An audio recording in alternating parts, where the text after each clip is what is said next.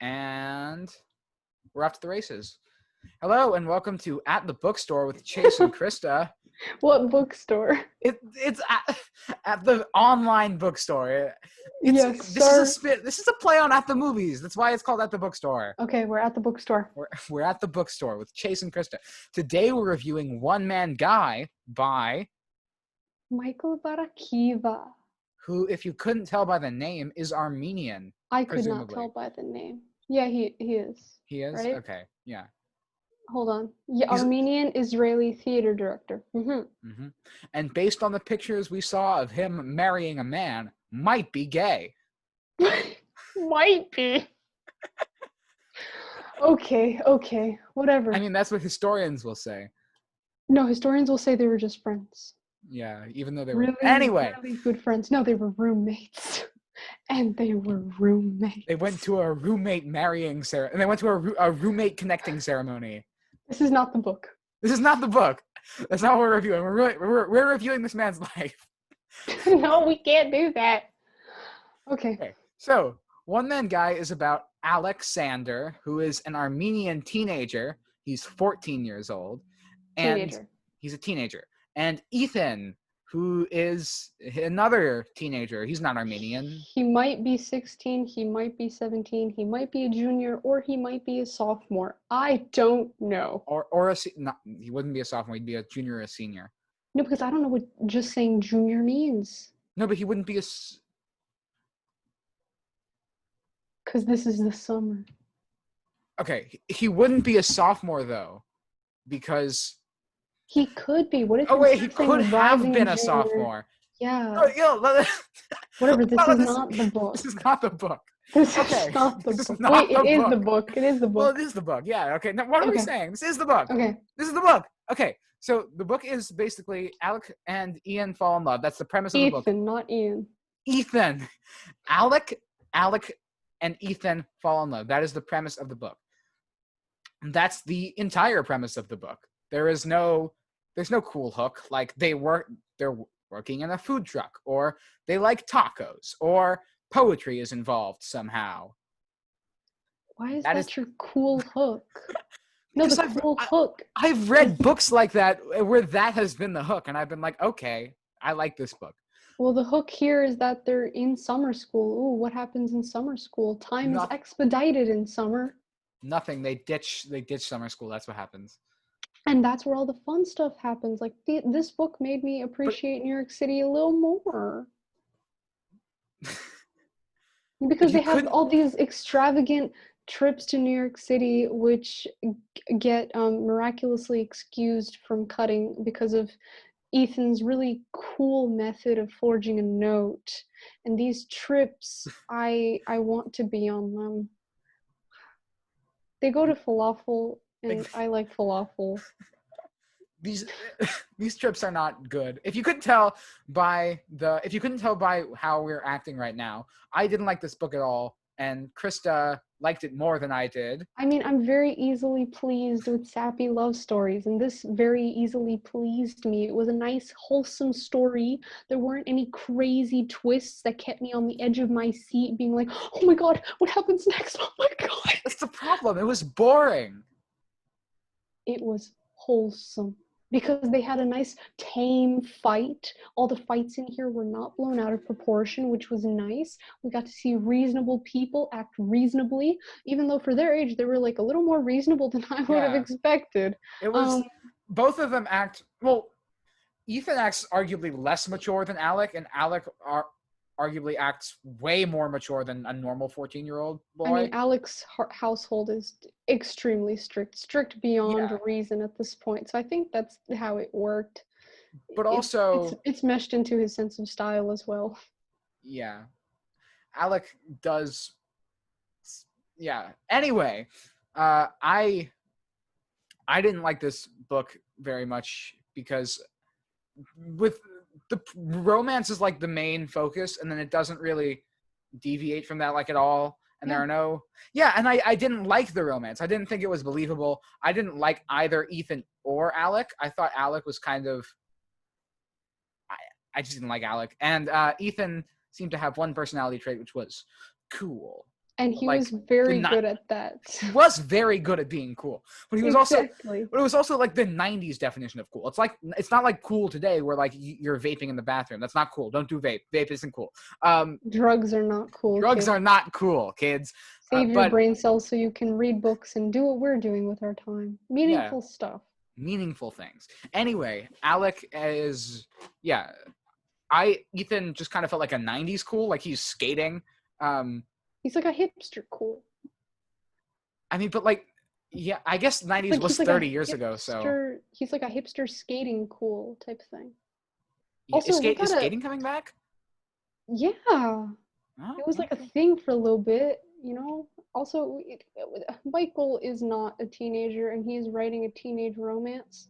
He is doing from that. the perspective of an adult, he gets pretty close to nailing a teenage romance. He gets very far from nailing a teenage romance. That's why that was. He makes it less awkward, which I loved. Like, could you imagine him actually being a teenager writing about a teenage romance? That would be like 90 pages of, oh my god, do they like me back? Oh my god, do they like me back? Oh my god, I should have hugged them at lunch. I was so scared. Oh my god, what do I do? What do I do? And just that for a good like half the book. But no, this was a very, very mature setting of people. But at the same time, I didn't like that because also like Alec and Ethan just basically kind of there's no real build up to their romance. It's just Ethan likes this guy automatically, and then Alec is like, sure, I'm gay. Because I feel like it's more like Alex sees Ethan, is mesmerized, as one would be when one just got their buttocks saved by a kid who's like 1 or 2 years older, still haven't figured that out. And then Ethan, I don't know, he's very chill. Like, he's chill to the point where I didn't even know what was happening with him. Like, at scenes where he later reveals he was about to break down crying, I'm just like, oh, just classic chill Ethan, you know? He's just being very icy as always. But no, this guy, he has layers. He's like an onion. Or maybe he's just layers. Or maybe he's just badly written. You're badly written. Damn right. What? Plot of my life is badly written. That's what I'm saying. Yo, the plot of my life. Whoever's writing my life should really like make some happy plot arcs right now. Ease up on the cliches, honestly. Not for my life. Ease up on the monotonous school life. I'm sorry. Exciting stuff. I'm sorry, for Krista, obviously, crank up the cliches. Obviously, I have not had enough. I need more. Everyone needs more cliches in their life. But we don't need more cliches in this book. Ah, gotcha. What? No, I was going to start talking about Becky. There's a character, Becky, who before I will Chase always love talking about Becky. Yes, before Chase pointed it out, I didn't know what Becky served in this book, but now I am able to see she was the straight foil to the now main gay character. She's the straight best friend. The straight best friend. That was funny to be shown. Because she did all the literally all. I'm sorry, you go ahead. Thank you, sir. She's such a cool person. I would love to meet her friend. She works at Dairy Queen. I'd love to go to Dairy Queen just to see Becky. And then she quit like with a weird monologue. That was a very necessary monologue. How else do you quit? Like really, really lamely, you just go, I quit. No, you got to be like, you know what, Lori? There's a lot you can make me put up with as you're like ripping your paper DQ hat up into many pieces. She's just so cool. I did kind of like that monologue. Yes, she emanates cool more than Ethan. Hot take. Becky is cooler than Ethan. Becky's cooler than Ethan. Becky beat him in skating. Yeah, she was roller skating and then she just schooled him. Like, that was Becky's pretty cool. And she literally does the exact same stuff that a gay best friend does, and like even down to like the oh my god, and like the awkward third wheeling on dates. Yes, but it wasn't even awkward. She was. It wasn't awkward, but like just the third wheeling, and like her, she just filled that role, and I guess that was a nice subversion. Interesting stereotype play though. How she was the one giving Yeah. all the really, really old rom-com movie knowledge. That was interesting. I didn't see Becky as like an old rom-com person, but whatever. Yeah, I feel like they had two Beckys. Like, I think maybe it was initially Alec was supposed to have two friends. Like, one of them was this cool skater person, and then the other one was like someone who really liked movies from the 50s. I mean, my mom was a cool roller skater and also liked movies from the 50s. So, you never know. Is your mom Becky? Your mom wishes she could be Becky. Is my mom Becky? My mom could be Becky. She wishes she could be Becky, man. Like, I wish I could be Becky. She was just so cool. She could walk into any scenario legitimately like she owns the place. That was cool. All right, let's move on to some stuff. The drama scene only happened after halfway down the book, so it was like a really, really slow progression. Like, you kind of had to get a feel for everyone, because it was like their personalities weren't too outstanding, but they weren't too boring. And then like 63% like into the book is just like oh, and then it kind of stays at that high for a little bit, and then the drama's kind of resolved like pretty slowly, but kind of quickly as well. And then everything is resolved. I wish there was more drama. Of course you do. No, it's just like I don't realize how much I miss like drama until it's not there anymore. Like, because if I'm watching a movie and it's or reading a book and it's like, oh, look at this obvious drama, I'm like, obvious drama, I could take it or leave it. But then like when it's not there, I'm just like, I'm kind of bored because everything's kind of going peachy. Peachy is not bad. Like, these guys, they're like 14. Like, that level of drama would give me an adrenaline high for like 6 months. I would not need drama for the next year. Like, it was a lot for me, because I'm very sensitive. I'm very, very sensitive to sudden changes. Yeah. I see your point. Thank you. Let's take a look at some stuff that we both agreed on. What did we both agree on? Well, I think we both agreed that some of the language in here is kind of weird. A lot of the stuff I just got a weird vibe from it, honestly. A couple of lines I think we both got weird vibes from. Yes, there was one line where a lady. Oh yeah, no, wait, read it. I'll read the quote. I'll read the quote. Okay, you read the quote, and I'll yell about it. Yeah, this is a terrible quote. Like, should I put a content warning in front of this? This is a bad content quote. Warning. Content warning. This is a bad quote. I don't know what the warning is, but content warning. Content warning. Bad quote. What? Like, prepare to cringe. Okay. Okay. Sorry, I just said quinge. Quinge. Ooh. Okay. So context for the scene. Ethan and Alec have just bought some falafel. From a falafel restaurant, and they are online waiting for their falafel. And, well, no, they just ordered falafel. And then Ethan goes, my boyfriend just bought me falafel. And then and then there are two, like, goth girls standing behind them online. And here's what one of them says. You two are so cute, and you're so lucky.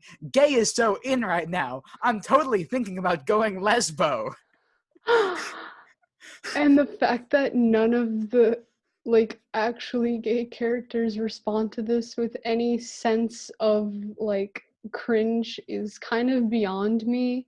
Like, Alec was like, I want to laugh at this, but I'm so caught up in Ethan that I don't. Like, yeah. He wanted to laugh at that? Is that No, he wanted to either laugh or acknowledge it. Those were the exact words, and I don't know why you would.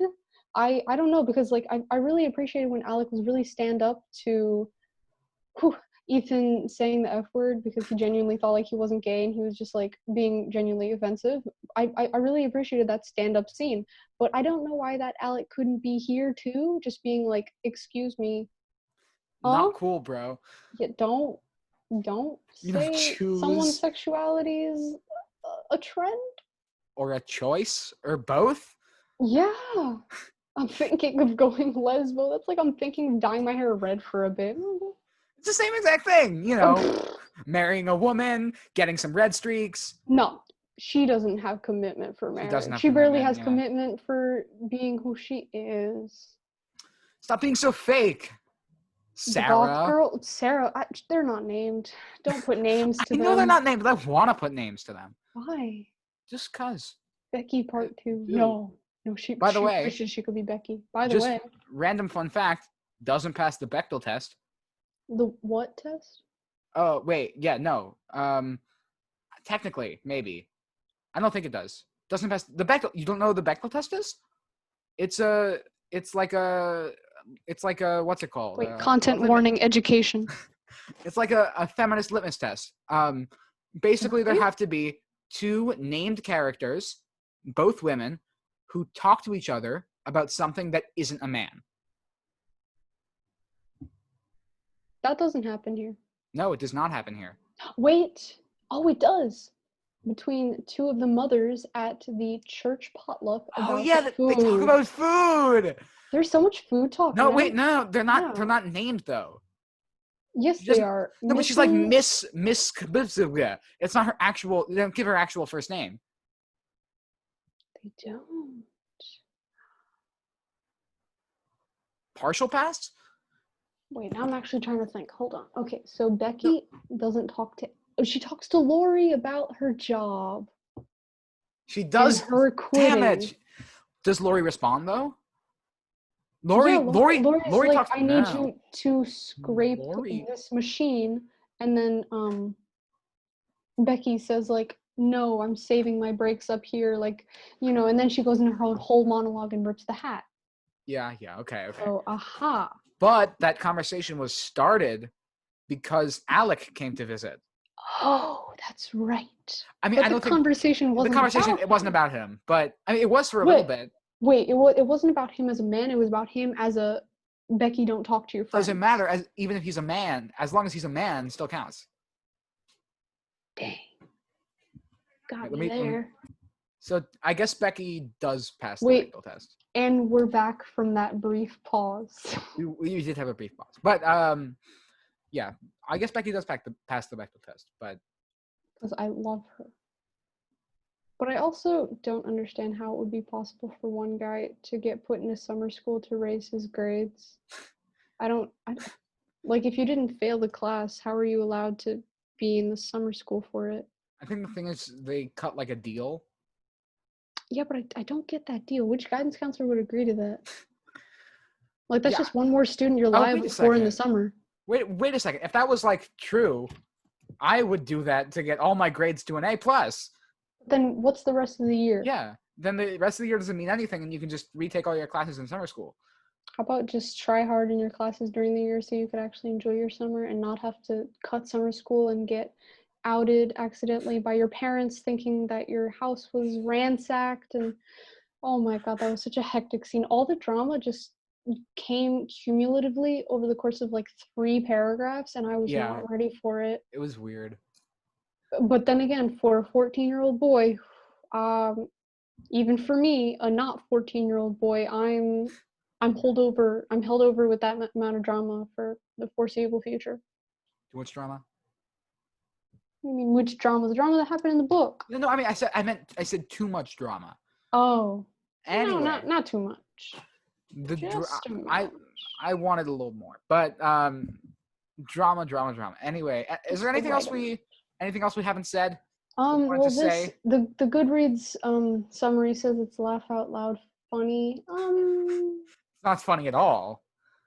I mean, there are humorous points that I could see were trying to be funny, but my sense of humor is the blue frog with arson under it. Your sense of humor is things that are funny. This book wasn't funny. No, I could see how it could be funny. I could not see how anyone would find this funny. If you find this funny, you're a psychopath. Maybe no, not a psychopath. Not a psychopath. Someone who finds weird things funny. No, it's not even weird. It's just very mild. It's very mild. It's humor. Supremely mild, which is why I kind of found the book a little boring. It was wholesome. You find it boring because your type of books is like, I jumped off a cliff, but I didn't die. What?